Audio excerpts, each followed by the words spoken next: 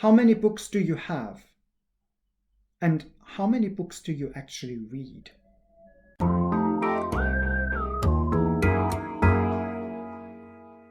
Let's move on to another classic in decluttering, books. Many people have a lot of books, and there are good reasons to have lots of books, but there are also good reasons to let go of some books. Let me give you my own example. I always had a lot of books. I grew up in a household that had a lot of books. My mom was reading quite a lot, and I picked up on that. I had loads and loads and loads of books. Then I became a student. I had even more books. And when I moved to Belgium at first, I already had loads of books and I added more. But before coming to the UK, I simmered down my bookshelf quite a bit. I still ended up having 3 bookshelves of books that were crammed full, but that has changed a little bit over the last couple of years. And let me show you what I mean. This is my bookshelf and the only one I've got. It's got some games at the top, some literature, some business literature, travel books, comic books, and larger books with images in it, and another set of games at the bottom. That is it. You may ask what has happened.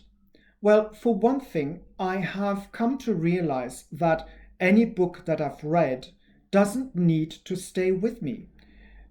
I have learned to make a distinction between books that I am likely to read again, books that I've read once and I realize I will most likely not read them again, and books that I know I want to read once more.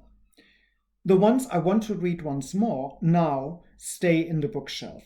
The others I give careful consideration. If I wonder if I might read it again, it goes into one place in my bookshelf with books that I've read once but I'm not quite sure about.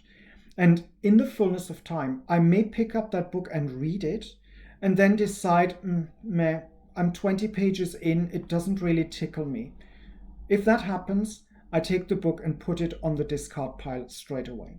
That way, I have kind of an in and out control on my books. You may have seen the pile of books that is sitting in the middle of my bookshelf.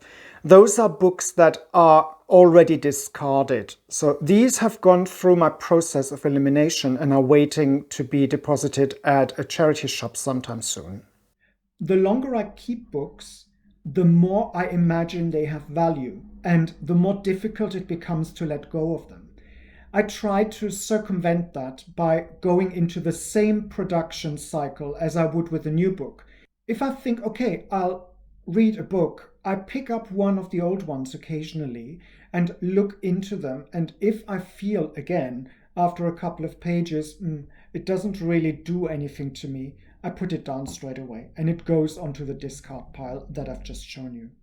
That way, I gradually cycle through the old books and I also make very careful decisions on what I keep and what I don't keep.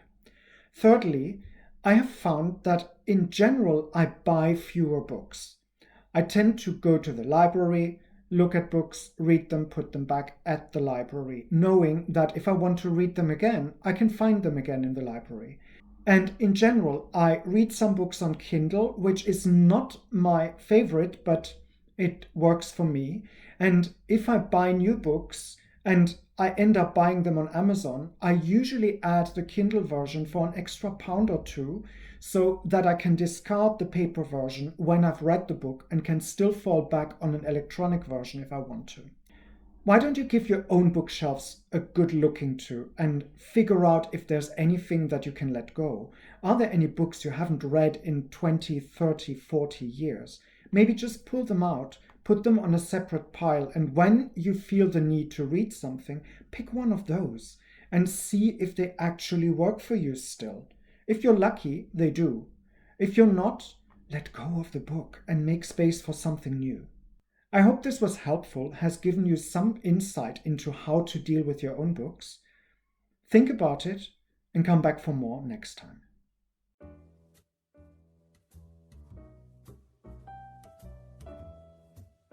If you want more, there are options. Click the round logo to subscribe to this channel, or select the playlist in the middle to see more content, or check out the links in the description below. Oh, and feel free to like this video.